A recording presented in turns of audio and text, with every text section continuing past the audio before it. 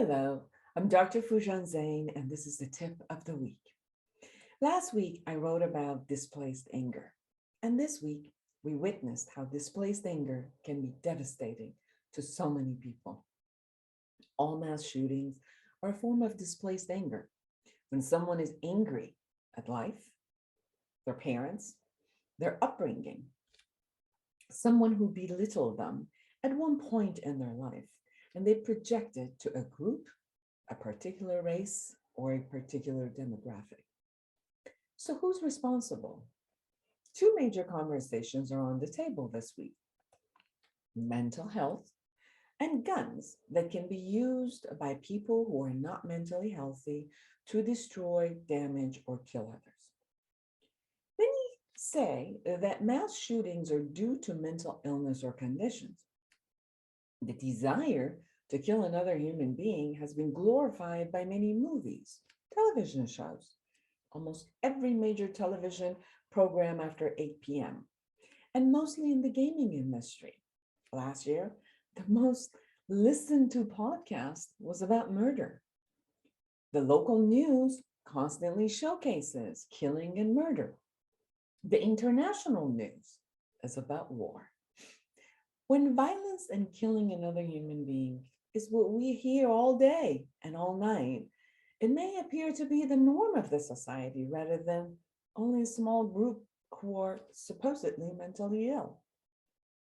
When politicians' campaign ads are about cocking guns and shooting gestures and firing guns, then it appears that it has become the interest of the majority and not one in a million mentally ill person.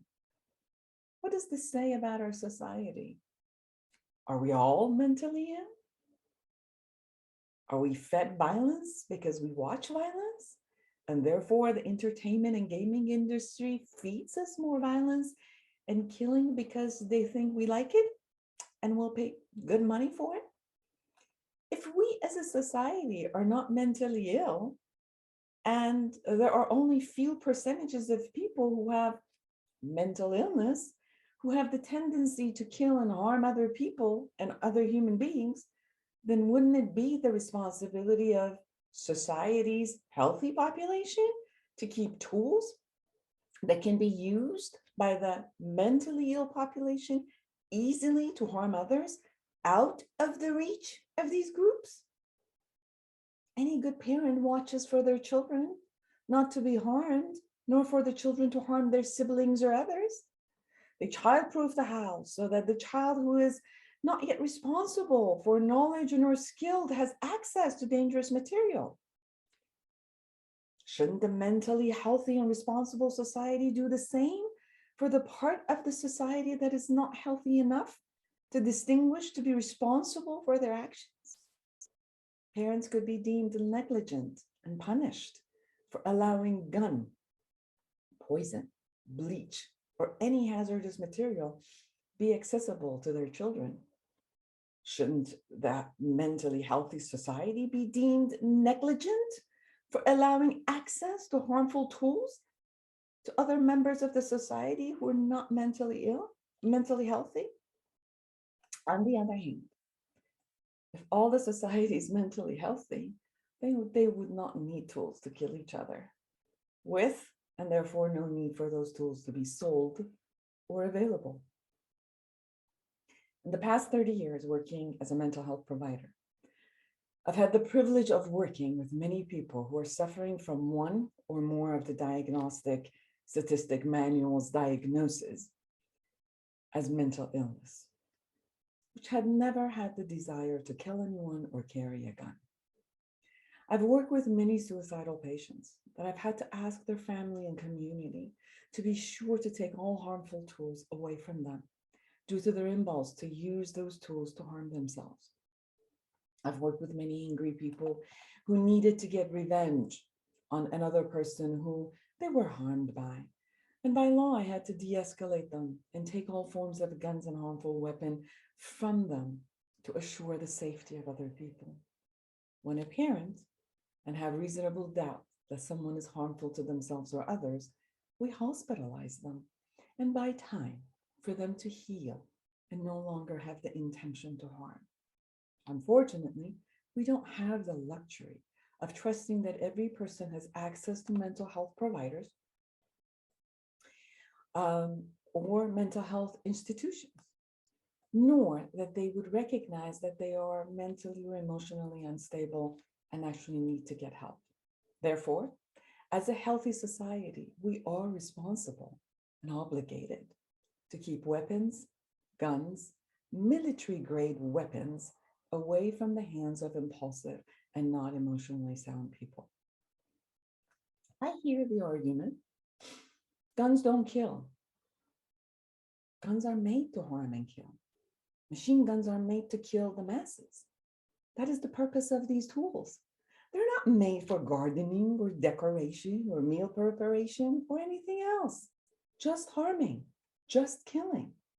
Machine guns and regular guns are not used for hunting animals. They're used for killing other human beings. So when there is an easy access to guns and you have people who get excited about killing others for whatever reason, mental illness, personality disorders, revenge, ideology, following a fad, who's coming up in TikTok, etc. This is the result we get in the US. The ratio of mentally ill is not higher in the US than other countries. However, we don't have mass shootings in other countries. Scotland and Australia regulated and called back guns, and they no longer had mass shootings. The ratio of their mentally ill community did not necessarily suddenly get lowered to 0%. What are we responsible for? I believe that each one of us are responsible for how we are promoting or demoting violence in our homes, in our schools, our work, our career, and even in our own mind. We are responsible for the politicians we elect for the office. We are responsible for the shows and entertainment that promote violence and killing. We are responsible to making the industry of violence a very lucrative business. The same way pharmaceutical companies are being held responsible for the opiate crisis, maybe the industries that fuel the violence also need to be responsible for the impact of their product. We can also promote training for parents and teachers, promote healthy, emotionally regulating and violence-free homes and classrooms, which can promote raising mentally and emotionally healthy citizens. All in all, we're all responsible, one way or another, for the outcome of violence in our communities and at the world at large. Let's take our responsibility seriously and create a world where we can be safe and raise our children and the next generation in a safe environment. Thank you for listening with your heart.